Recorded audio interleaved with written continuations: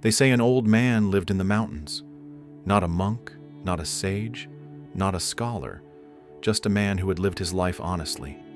People came to him with all kinds of troubles, some with broken hearts, some with lost dreams, and some with a quiet emptiness inside that neither the noise of the city nor the likes on social media could fill.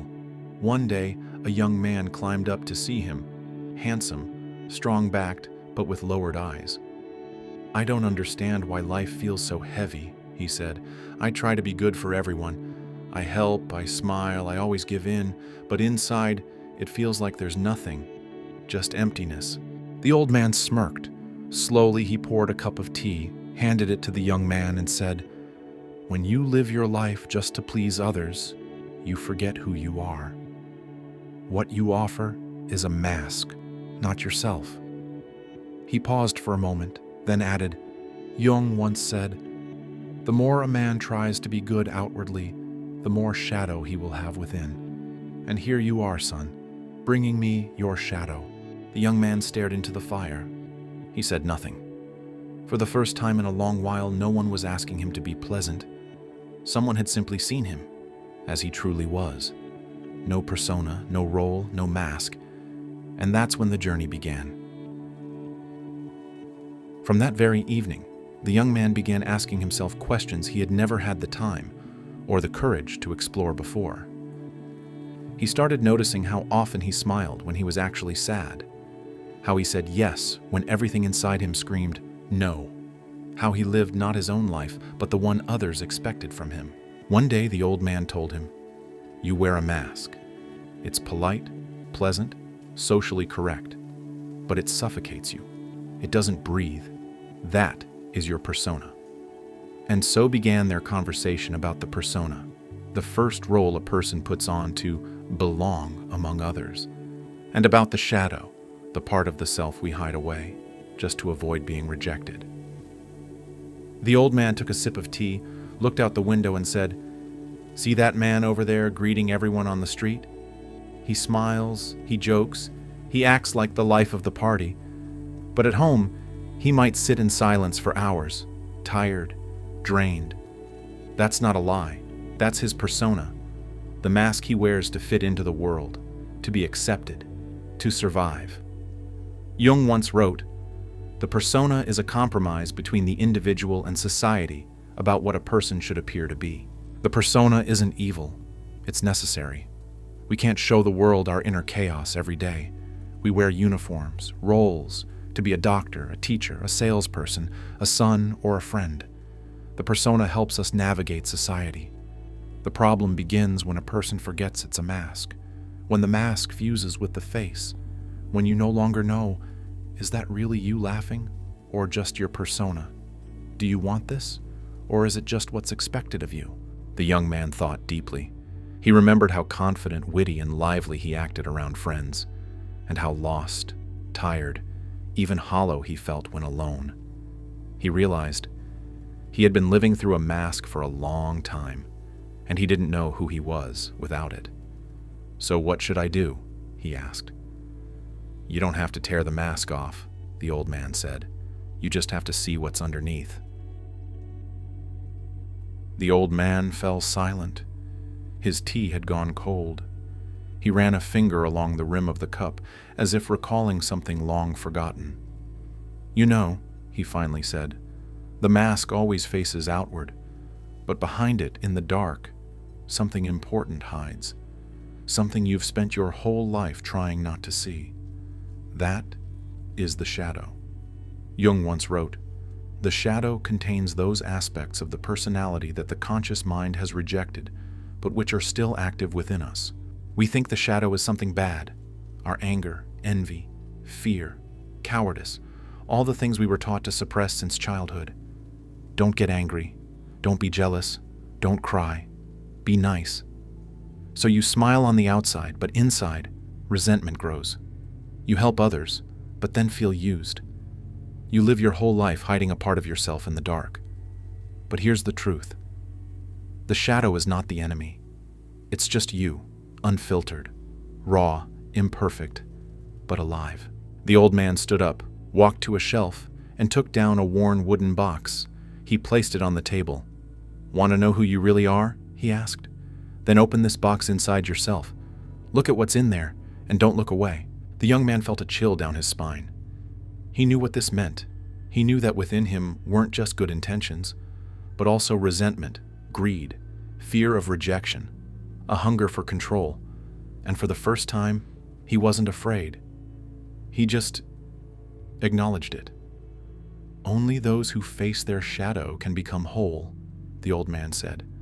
"The rest live as fragments." The old man threw a few more logs into the stove. The fire hissed and roared. "Well then," he said, settling back into his chair, "now that you've met your shadow, it's time to go further. Because seeing yourself is not enough. You must become yourself." He paused as if checking whether the young man was ready to hear the most important truth. Jung called this individuation, not individualism. No, this isn't about selfishness. It's about returning to your true self, the one who existed before the roles, the masks, and the fear. Individuation is the process by which a person becomes the individual they truly are, Jung wrote.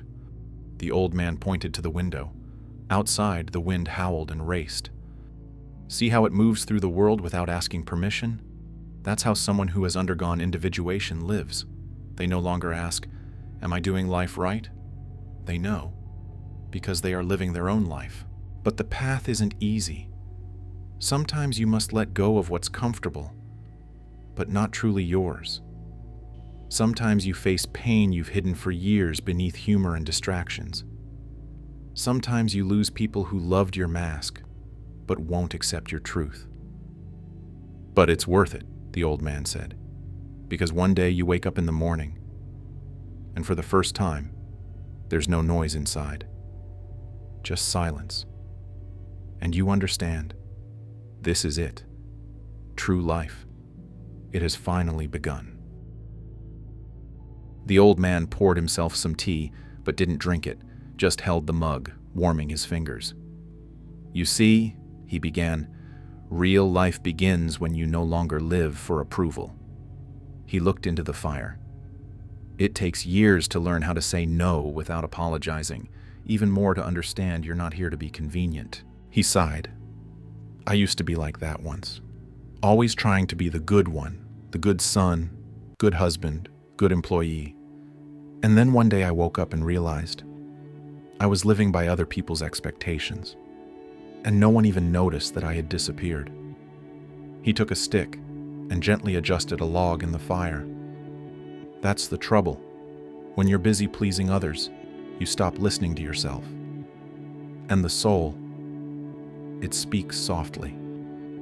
It's easy to drown it out with applause." The old man looked at the young man seriously. "You don't have to be good for everyone. That's impossible. But you do have to be honest with yourself, because if you don't hear yourself, no one else will either." He smiled. "And the moment you stop playing someone else's part, you start to hear a voice inside you. Quiet, but real. And it always knows where to go. You just have to stop interrupting. Sometimes, in order to hear yourself, you must first become silent. After a life spent pleasing others, a person suddenly finds themselves in stillness, and that stillness is terrifying. Who am I, if not the one I tried so hard to portray? What remains when the mask is off and I dare to look into the shadow?" This is where the inner voice begins to emerge. It doesn't shout from a screen, isn't taught in school, and doesn't speak in your parents' or boss's voice. It's a quiet whisper within.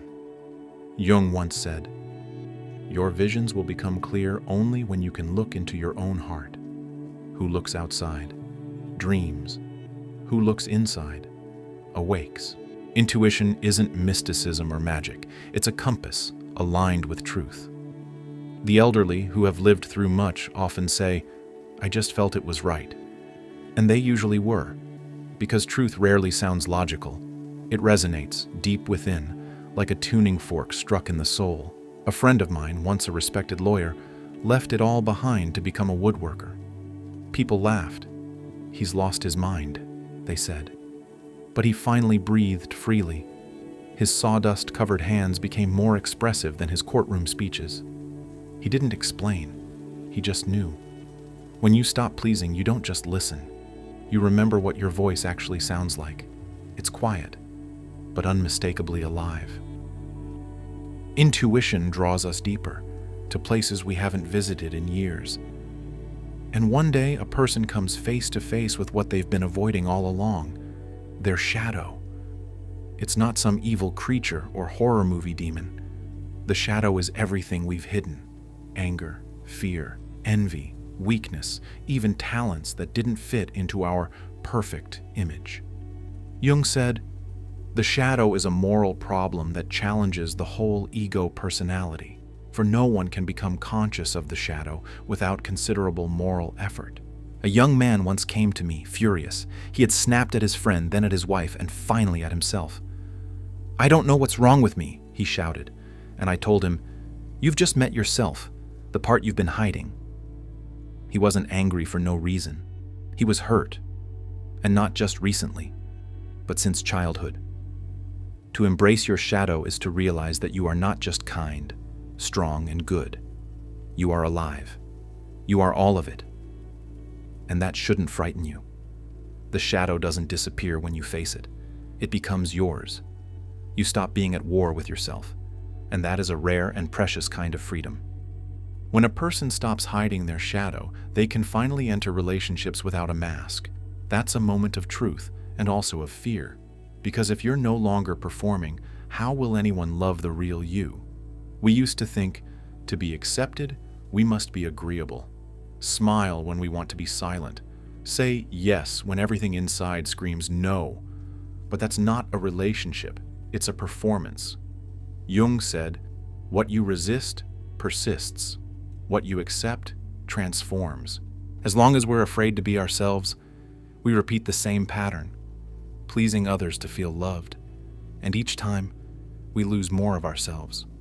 I remember a woman who had been married for 20 years, always kind, always quiet, but inside, emptiness.